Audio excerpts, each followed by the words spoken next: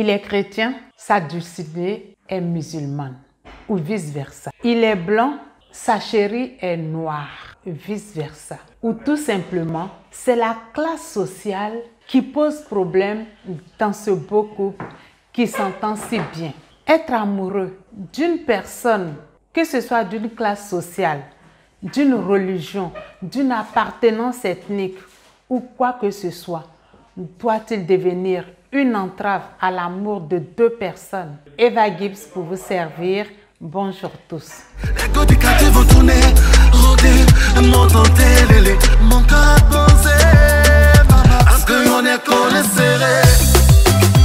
Baby, collé, collé, pour la vie, sérieux, on est collé. Dans cette vidéo, nous allons essayer ensemble de trouver la solution pour faire accepter son chéri, son amoureux ou son cœur tout simplement à sa famille sans que cela crée des remous. En fait, ce problème est un problème récurrent qu'on a toujours rencontré depuis la nuit des temps et je ne pense pas qu'il soit prêt de s'arrêter de nos jours ou bien plus tard. Je n'ai jamais compris. Je ne pense pas que les autres non plus l'aient compris.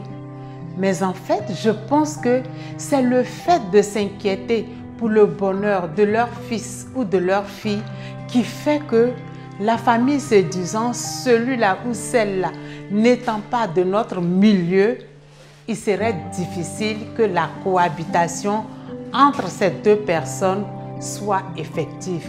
Et de fait, de par leur inquiétude, la famille commence à poser des actes un peu à gauche et à droite, mais ces actes ne sont pas toujours dans l'ordre de favoriser la relation de ces deux personnes. Bien au contraire, il y en a même qui vont jusqu'à attenter à cette relation naissante, sinon à cette relation qui perdure depuis bien longtemps. Et ça crée vraiment des problèmes. Et pour ceux qui ne sont pas mentalement forts, ils laissent tomber leur amour au détriment de leur famille. Et ça, franchement, c'est dommage. Si aujourd'hui, votre fils, votre fille se met en couple avec quelqu'un de différent, c'est-à-dire quelqu'un qui n'est pas de votre religion, quelqu'un qui n'est pas de votre rang social, quelqu'un qui n'est tout simplement pas de la même race que vous, la chose à privilégier, la chose à vouloir mettre en place pour aider votre personne, c'est-à-dire votre enfant, à vivre en couple heureux, c'est de l'aider. Oui, l'aider à pouvoir s'intégrer dans cette nouvelle relation qui est naissante ou même dans cette relation qui existe depuis belle lurette. Mais pourquoi est-ce que vous cherchez toujours à séparer les gens?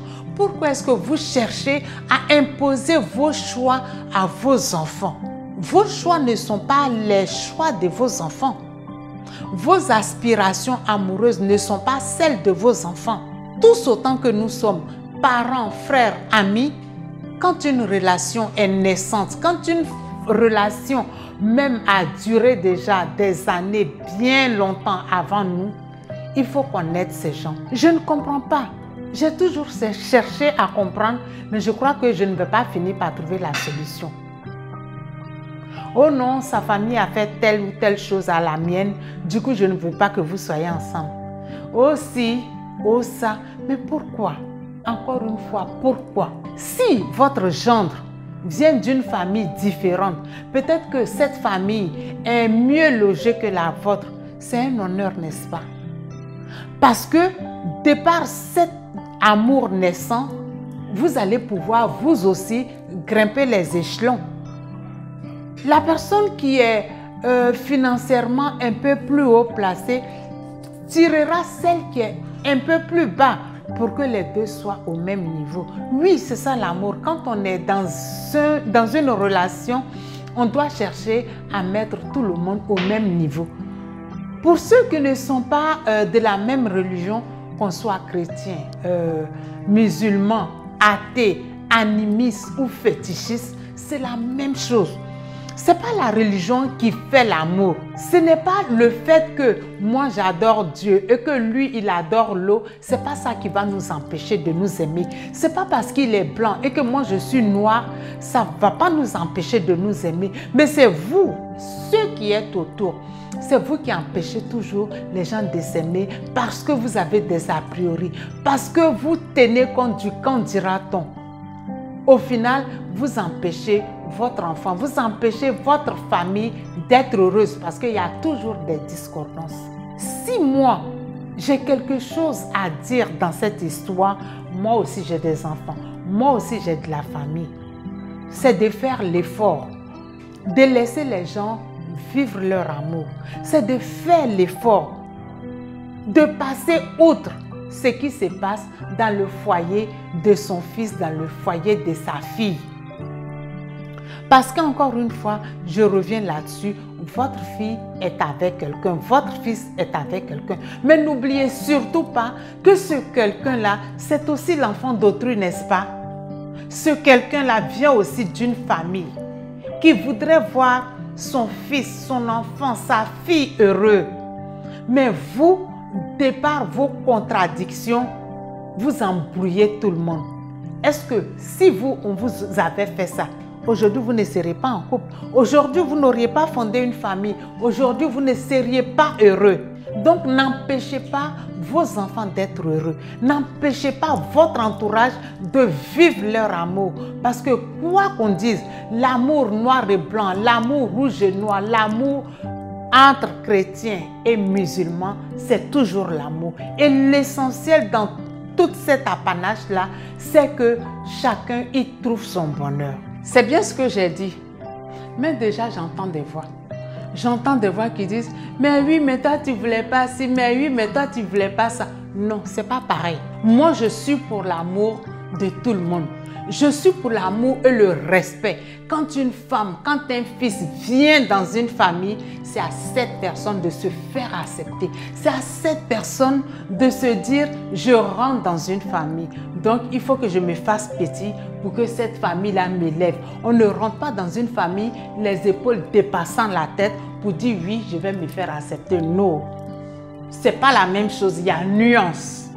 Toute famille a pour devoir d'accepter l'amoureux ou l'amoureuse que son fils ou sa fille lui ramène, avec pour condition que cet amoureux ou cette amoureuse vienne avec le respect, que cette amoureuse ou cet amoureux vienne avec l'esprit d'union de cette famille avec elle.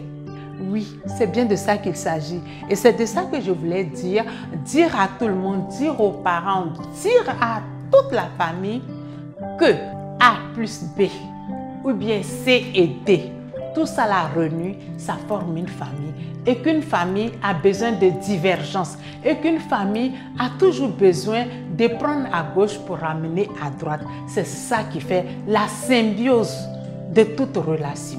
Si la vidéo vous a convaincu comme d'habitude, merci de la liker, de la partager et de me laisser des commentaires. Et quant à moi, encore une fois, je vous dis à la semaine prochaine pour une nouvelle vidéo des conseils, car oui, c'est sur cette chaîne que nous venons pour prendre les conseils. C'est sur cette chaîne que nous venons en apprentissage.